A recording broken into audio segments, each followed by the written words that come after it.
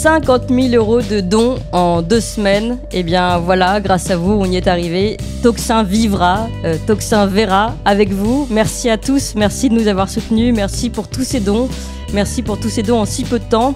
Et voilà, vous êtes maintenant, vous faites partie des résistants du Toxin et vous avez voulu qu'on aille plus loin. Et on va aller plus loin, évidemment. On va prolonger notre cagnotte Tipeee pour mettre en place cette newsletter, la newsletter du soir, Toxin matin, Toxin soir. 2 rendez-vous avec vous, le matin et le soir. On continue la résistance toute la journée.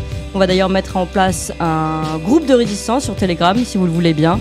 Et puis évidemment, le magazine, La Trace écrite, puisqu'évidemment, la résistance se fait aussi par l'écrit, vous le savez bien. Voilà, si vous voulez bien continuer ces objectifs avec nous, on vous attend. Et encore merci évidemment à tous les soutiens de Toxin, à tous ceux qui ont entendu l'appel du Toxin et qui sont derrière nous maintenant pour cette belle aventure. Merci à vous.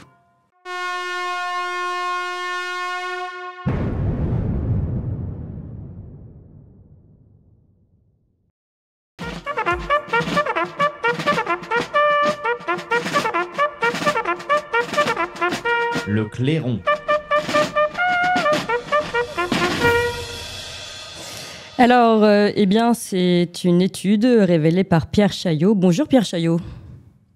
Bonjour Clémence, merci de me recevoir. Merci beaucoup à vous d'être avec nous. Vous êtes statisticien, fondateur de la chaîne YouTube Décoder l'écho, auteur de Covid-19, ce que révèlent les chiffres officiels aux éditions L'Artilleur. Et justement, ces chiffres officiels depuis l'Angleterre ont révélé des choses très importantes, fondamentales. Et vous en avez fait l'écho dans votre chaîne Décoder l'écho. Je vous propose qu'on écoute un extrait de votre chaîne YouTube. Écoutez. L'Angleterre, en revanche, diffuse de son côté ces données. Une analyse confrontant la part des non-vaccinés dans la population anglaise à la part des non-vaccinés dans les décès anglais finit de détruire le narratif. Toutes les données sont évidemment publiques et en ligne, ce qui permet à tous de tout revérifier. Voilà. Alors, c'était juste un petit extrait, Pierre Chaillot. Évidemment, on va revenir sur ça ensemble. C'est une étude qui a été publiée en Angleterre le 7 septembre 2023, sur laquelle vous revenez. Alors, expliquez-nous tout. Alors oui, c'est une étude qui a été publiée en Angleterre et qui montre, qui fait un calcul relativement simple. Elle utilise les données anglaises qui sont les données officielles publiées par l'Office statistique anglais et qui regarde la mortalité toutes causes confondues selon le statut vaccinal. Donc c'est quelque chose qu'on réclame depuis très longtemps en France avec Laurent Toubiana notamment et puis d'autres. Le raisonnement, il est assez simple. Si on a une maladie mortelle en France qui fait des ravages et qu'on a une vaccination qui est sûre et efficace, alors on doit montrer très facilement que les vaccinés meurent moins que les non-vaccinés, par tranche d'âge évidemment. Donc c'est ça le raisonnement et ce qu'on essaye d'obtenir comme données. On a l'Office statistique anglais qui est, à ma connaissance, le seul à publier ce genre de données, c'est-à-dire les décès par statut vaccinaux, voilà, depuis quelques années maintenant. Mais on avait déjà montré, grâce à l'équipe notamment de Norman Fenton, qu'il y avait quelques problèmes dans les données avec des incohérences. Donc on avait du mal à comparer les chiffres entre eux. L'incohérence étant assez simple, c'est que lorsqu'une personne décède juste après une vaccination, on considère qu'elle n'est pas vaccinée. Donc notamment dans les 7 jours suivants, ce qui est admis maintenant par les autorités anglaises, mais ce qui empêche de faire des comparaisons sérieuses. Bon, malgré ça, il y a une équipe qui a trouvé une deuxième statistique anglaise, qui sont tout simplement les taux de vaccination dans la population par âge. Donc c'est assez simple de savoir finalement si la vaccination ça sert à quelque chose. Vous prenez une tranche d'âge relativement courte, la plus courte possible, de façon à ce que de ne pas biaiser les données. Vous regardez le taux de vaccinés dans cette population-là. Bon, par exemple, si vous avez 90% de personnes vaccinées dans la population, et puis en face, vous regardez le taux de vaccinés parmi les personnes décédées. Et donc, bon, bah voilà, c'est simple. Si vous avez 90% de vaccinés dans la population et que vous avez un vaccin qui est sûr et efficace, alors vous regardez dans les vaccinés et vous devez trouver moins de 90% de vaccinés chez les décédés.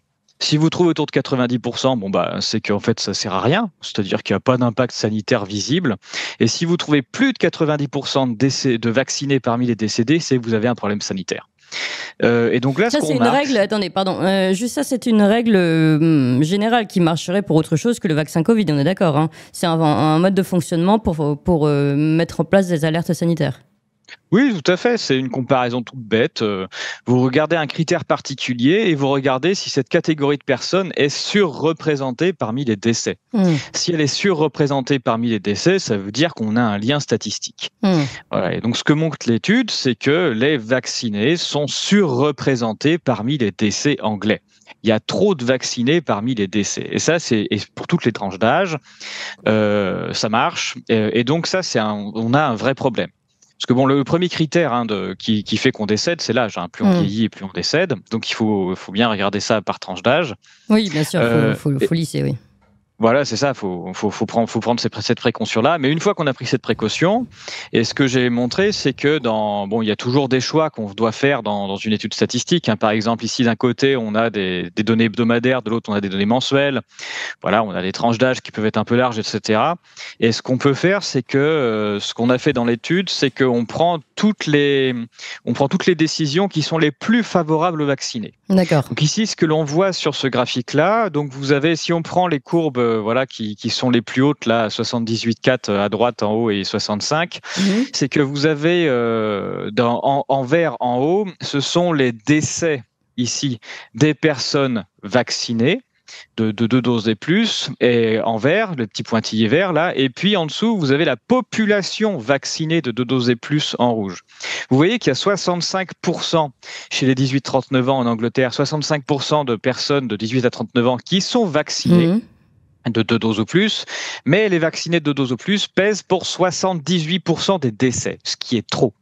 Alors, j'ai été un petit peu plus loin dans la vidéo pour expliquer aux gens, c'est que ici on pourrait dire oui, mais les 18-39 ans, c'est quand même très large. C'est une classe d'âge qui fait 20 ans, 21 ans de long. Et du coup, moi, j'ai comparé les 18-39 ans à la vaccination des seulement 35-39. Voilà, pour être sûr, parce que les 35-39 ans sont plus vaccinés que les autres. Et même en prenant juste les 35-39, tout le monde peut vérifier que le taux de vaccination des 35-39 est en dessous du taux de mortalité. Ce qui veut dire que voilà, on a les vaccinés de doses qui meurent trop.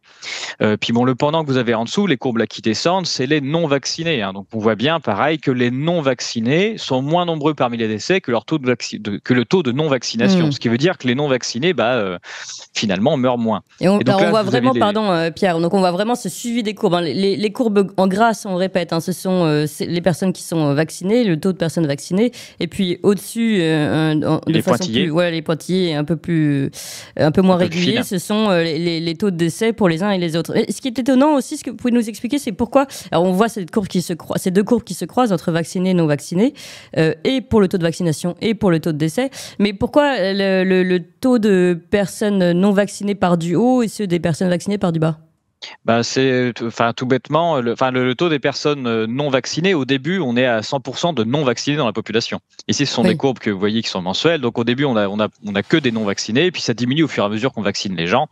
Alors que chez les vaccinés, c'est l'inverse. Au début, on n'a pas de vaccinés, on est à 0%, et puis au fur et à mesure qu'on vaccine, ça monte.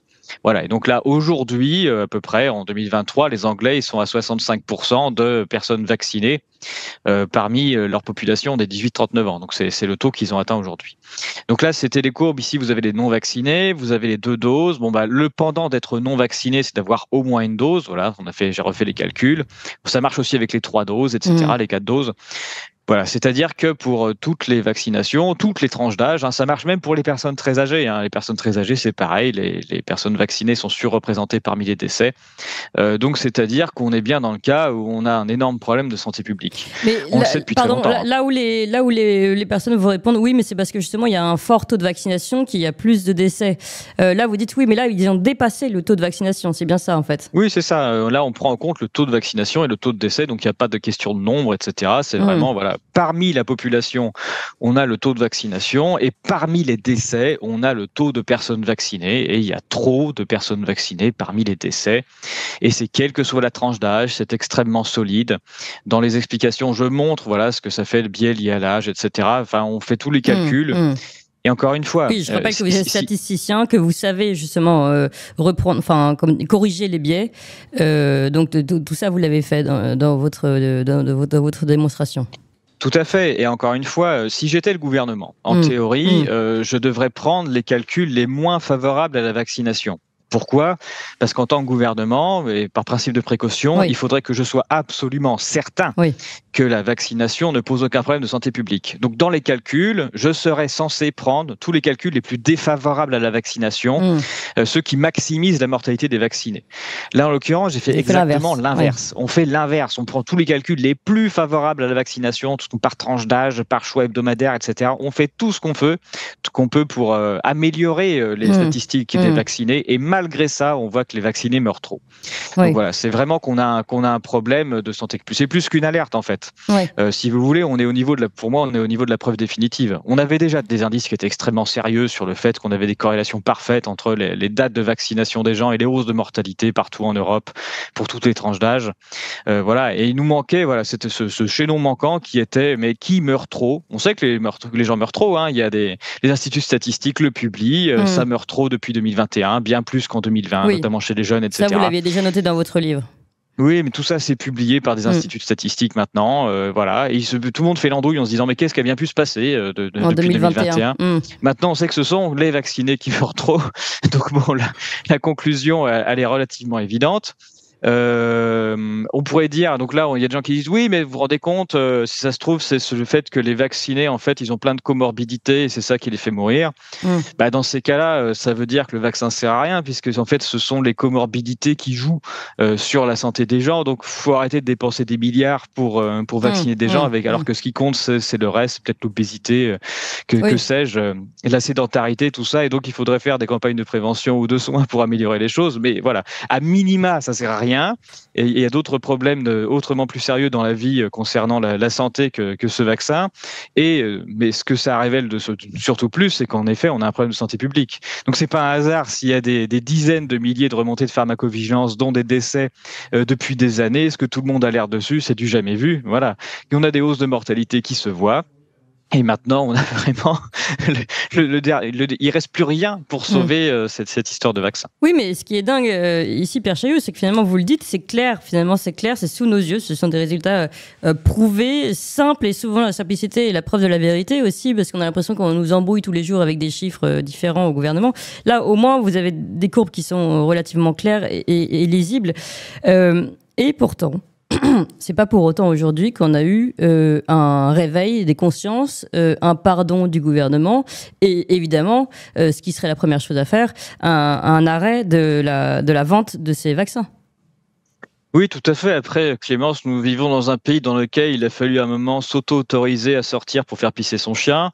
On avait des gendarmes qui surveillaient les plages pour vérifier que les gens étaient debout. On pouvait se prendre une amende si on était debout dans un bar ou assis dans un bar, puis debout dans un bar ou assis dans un bar. Oui, on pouvait être poursuivi quand on était seul en montagne, ce qui m'est arrivé. Par un hélicoptère.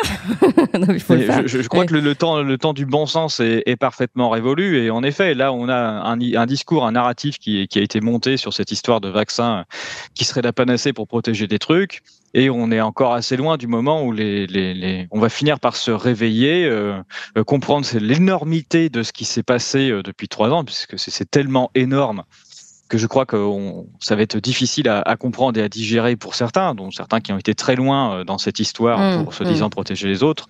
Donc oui, le réveil, il est compliqué et c'est assez difficile, je pense, de comprendre à quel point on a été pris pour des imbéciles. Alors, dernière chose, Pierre Chailloux, là, ce sont des études anglaises, vous dites depuis le début, l'Angleterre est plus transparente sur cette question. Est-ce qu'on peut espérer un sursaut d'abord du côté de l'Angleterre avant que ça n'arrive chez nous? Est-ce que chez eux, grâce à ces études, finalement, les choses sont tellement claires et sous leurs yeux que j'imagine qu'il doit y avoir un réveil plus important là-bas?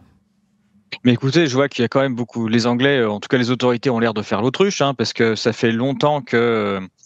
ils ont des courbes montrant que, par exemple, les vaccinés une dose meurent plus dans le temps que les non-vaccinés, etc.